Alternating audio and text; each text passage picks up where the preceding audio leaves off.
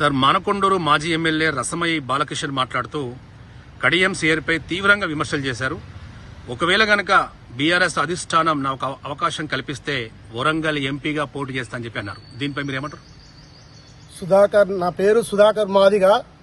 రసమయ్య బాలకృష్ణ, నీ నియోజకవర్గంలో నీకు తెలుసు నీకేం జరిగిందని.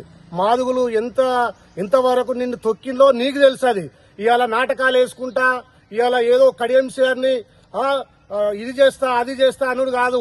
నీ నియోజకవర్గంలో తొక్కితే నువ్వు ఎక్కడ పోయినావు అక్కడ చూసుకో. రసమయ్య బాలకృష్ణ, నీ రాసలీలలు ఎవరికి తెలియదు. నువ్వు కేసీఆర్ గారిని ఏం తిట్టినావో ఏం చేసినావో నీ వీడియోలు ఇవన్నీ బయట పెడతారు. రసమయ్య బాలకృష్ణ మాదిగలు వచ్చి బొంద పెడతారు. నీ నియోజకవర్గంలో బొంద పెట్టి ఆయన్ని పాతేస్తారు. నీ కడియం సార్ని విమర్శించే గోటికి కూడా పనికిరావు. కడియం సార్కి అట్లా విమర్శిస్తావా? నీ స్థాయి ఎంత?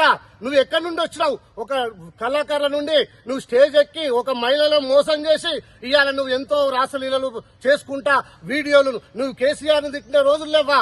ఇంటి తిట్టినావు ఏం వీడియోలన్నీ మేము మాదిగలం బయట పెడతాం. జాగ్రత్త చెప్తున్న కడియం సార్కి.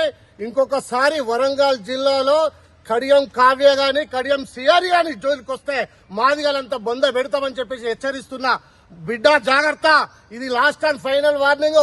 ఇంకొకసారి కడియం సిఆర్ ని గాని కావ్యని గాని విమర్శిస్తే జాగ్రత్త బిడ్డ, ఇది లాస్ట్ వార్నింగ్ అని చెప్తున్నాను.